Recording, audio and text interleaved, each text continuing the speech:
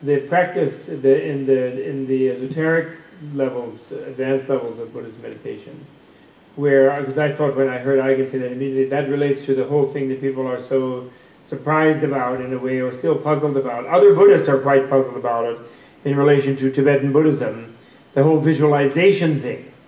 Like in Zen, they have this concept of what they call makyo, which is like hallucination, and that's like the big obstacle in your Zen path of getting to Satori, get carried away in visions, and they suppress it as much as possible.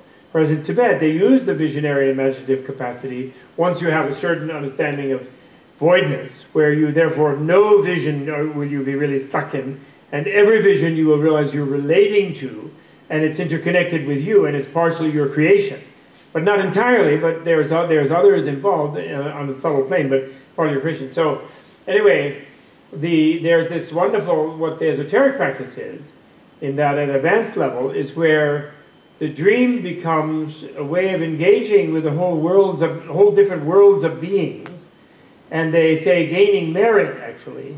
Because like in a dream world, you can go and you can heal beings, you can let them torment you, sort of, you can practice patience by letting them torment you and not being angry, and yet you can do it all where it's only harming your subtle body, and you don't have to like get crucified and die and killed or be burned to stake and then take rebirth someplace and grow up and make sure you're human and then go to Harvard and learn how to meditate again, blah blah, and take like a whole long time. You just go through it in a dream.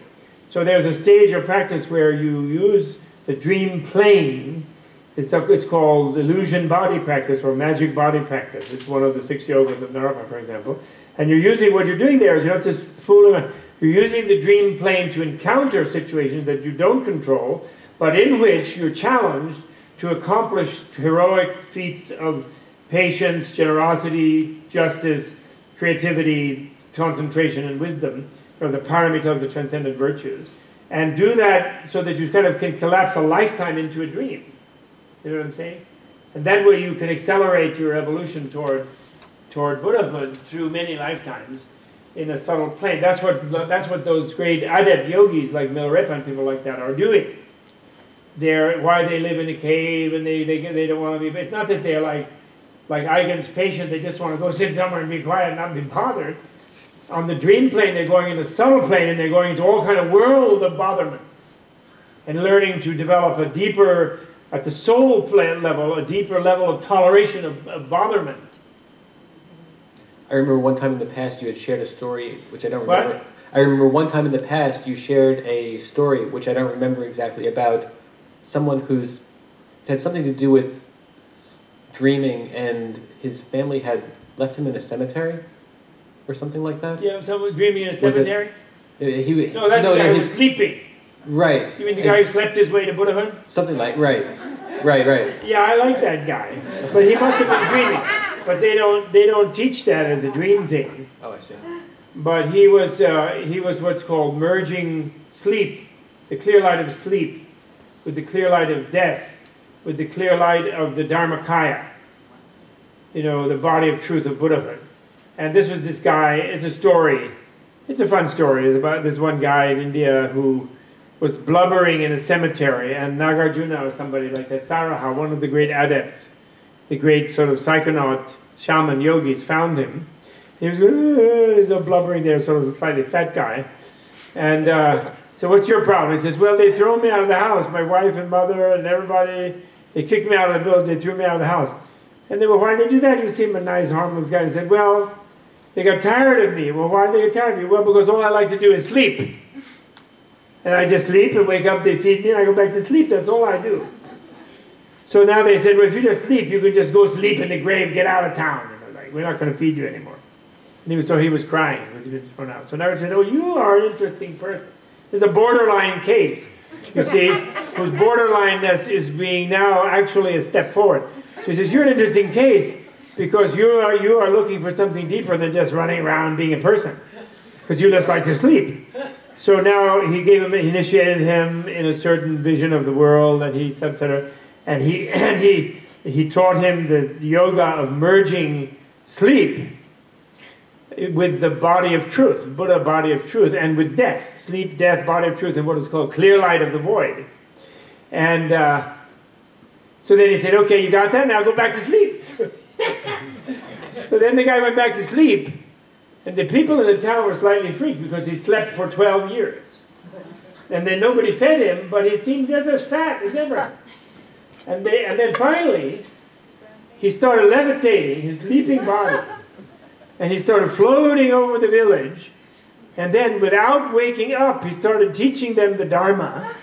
And then they had visions of him, and he was like all surrounded by dakinis and like angels and all these things. And he was glowing, radiating, liberating light rays and all this. And he was sound asleep the whole time. So he was showing the non-duality of sleep and waking. But, you know, I'm sure he was doing important dream work. You know, having many embodiments in a dream where he was doing much harder work than his lazy Slav sleep behavior. But they don't discuss that because they're so amused by the idea of sleeping your way to Buddhahood. And that's happened to be one of my favorite stories because I'm one of these overstressed Americans who's probably sleep deprived over the years. But that's so interesting about dreams. And that was the big dream was the big key to Freud, right? The interpretation of dreams. Yeah, well, it was a huge breakthrough. Yeah, his own dreams. He used, you know, analyzed his own dreams. And the Tibetan medical literature has a huge, inherited from India, and also the Ayurveda literature does, I think, somewhat, but not as much. And there's some other works in Indian. But a huge literature of interpretation of dreams. Really enormous, you know, like lore of like what the meaning of different dreams and which time of night this kind of dream and that dream, and how to distinguish a real vivid prophetic dream from a digestion dream, indigestion or digestion dream, all this kind of thing. Huge, huge thing. And then one of the reasons I think about the guide thing, and here again the Western thing, but in Tibetan view there are many non-human beings around who are not disembodied, they're not non-material, but they're subtle bodied. Different what we would call spirits, goblins, ghosts, all kinds of strange creatures. They are around. And when someone goes into that realm where they're spending a lot of effort and energy in a plane of sort of openness, where they're more investing energy in their subtle perceptions, you know, the mind without, and they're not anchoring in the coarse embodiment, then those beings can get involved with you. You become vulnerable to, you engage with such beings, actually. And therefore, and that can be troublesome, in fact. Different kinds of thinking. I mean, some of it might be, I mean, it's, you know, what is it, Bedlam, right? We're very scared of that in the West, about the medieval kind of idea of spirits and demons and psychological disorders related to spiritual entities and, you know, like non-coarse physical entities. But there's a lot of that actually in India and the Buddhist literature. And there's a lot of, in Japan, all those cultures, there's quite a lot of that. My Tibetan friends, older Tibetan friends, claim that there's a lot of activity of such beings in a country without electrification. They claim that the electrification of a countryside drives away or suppresses actually quite a bit of that stuff.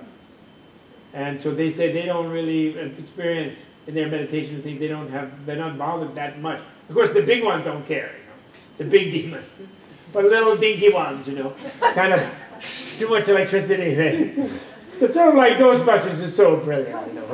Remember they took them and trapped them in that thing, and then they had them all trapped inside this like ozone weird electrical thing, right? Remember? And they all came streaming out. What a great flick.